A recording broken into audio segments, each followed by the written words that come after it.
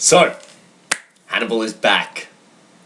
That could seem a pretty obvious way to start a video like this. If you're watching this, you're probably just laughing at me being really self-involved and talking about Hannibal, in which case you probably know me and have me on Facebook and have seen how much I've been posting about this show of late. Or you're a Hannibal fan here to hear more about the show for discussion, analysis, all of the above, in which case, welcome, I love that shit too, hence I am here.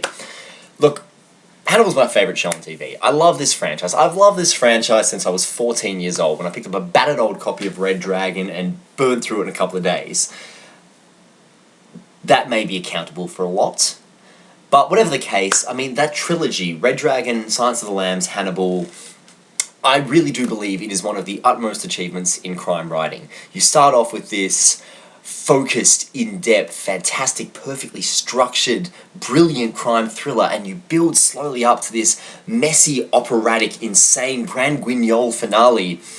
I love all three of those books for completely different reasons, and what I love about the show is how much it has embraced the franchise, taking so many elements, shots that harken back to moments from the movie, dialogue from the books, repurposed for different conversations and different scenes, tweaks on characters who we know and have seen done almost to perfection. For me personally, as a fan of this franchise, a fan of the books, the movies, the show is unbelievable. It goes above and beyond what the films could ever achieve in their limited amount of time. And it's been a long, painful, difficult wait for the last year since the amazing Season 2 finale. But now it's back. So, I mean, what is there to say about how we left off that hasn't already been said? That level of tension and, I guess, terror at the end of Season 2, where we had no idea what was going to happen to these characters who we'd grown to love, that feeds very much into the feeling I think most fans have coming into the third season, and probably informs how excited and how on edge we've all been about it. But the first episode of the third season does something kind of curious, where it just blatantly refuses to answer any of those questions. Now, granted, I didn't know that coming into it. I knew that the first episode was going to focus predominantly on Hannibal and Bedelia, and I knew that it's probably not till, I think Brian Fuller said episode 4, that we're really going to get our full answers about the aftermath of what happened in Hannibal's House of Horror. And so, on a certain level I was resigned to this, and I knew that maybe while it was great to have Hannibal back, episode 2 would be the one that, I'm really excited for. But Antipasto was, I think, the perfect palate cleanser bringing us into a new season.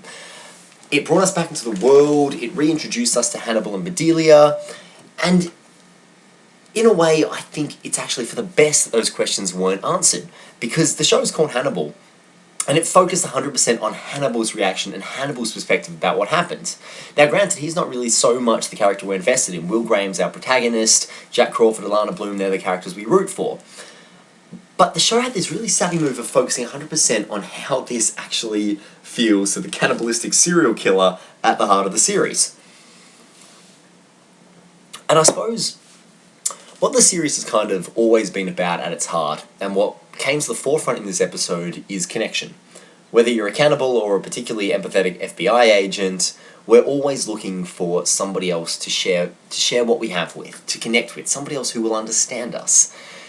And there's something deviously clever and kind of strangely affecting in a twisted way that is what Hannibal Lecter wants more than anything else. So in this first episode, we see him and Bedelia traipsing around Europe together. They've stolen a couple of identities, and now they have a new threat in the form of this young poet who is overly curious in Hannibal and seems to have a sense that he might not be up to any good. What's interesting about the episode is how we see Hannibal sort of trying to make Bedelia a surrogate Will Graham. Now, the question of whether or not Bedelia is there willingly doesn't really get answered. I would guess not, judging by her reactions to certain things. But from Hannibal's perspective, he very much wants a partner in crime, which is emphasised by that final scene with Abel Gideon, where Abel tells him he wants to dine in company, but he wants that company to be Will Graham. And that sentiment so strongly underpins this first episode, particularly in the scene where Hannibal ends up killing the young poet, when he tells Arthur, "Are you observing or participating?" Now, the way this is set up is done so effectively, where Hannibal toys with Bedelia in the same way that he spent all of the last 2 seasons toying with Will Graham to get certain things out of him. Hannibal is all about making people their truest selves, even if those truest selves are not necessarily their best or most moral selves. So Hannibal brings this young, threatening poet who knows Dr. Fell, whose identity is stolen. He brings him to his house, he feeds him, he parades him in front of Bedelia, and then lets him go. And when Bedelia says, quite shocked, "You let him go," the smile on Hannibal's face speaks volumes. "What would you have me do, Bedelia?" he says. What would she have him do? And suddenly she is having to confront the fact that maybe she is condoning a murder. So he brings the young poet back to his house, even after the guy has said to him, "Oh yeah, I'm not going to give away your secret," but Hannibal doesn't care. Hannibal beats him down and then asks Bedelia, "Are you observing or participating?" And Bedelia is forced to confront her actions and her culpability in that very moment. Is she observing or participating? She claims she's observing. Hannibal points out, "Well, you're letting a murder get by. You've sort of condoned it. This is participation." And suddenly, any hope of morality that Bedelia was clinging to, despite having, gone on the run with a cannibalistic serial killer, is gone in a heartbeat. These are the games Hannibal plays. And this is how the show chooses to reintroduce us to this world, this story, and these characters with a brilliant, quite self-contained episode that is all about Hannibal trying to poke and prod and get the dark side out of his potential partner. But where Bedelia balks at what's happening, there's a certain element of Hannibal that knows Will Graham would have a very different reaction. And so, realising that Bedelia, for all her cold, disconnected, potentially creepy ways, she's not Will Graham. She's not.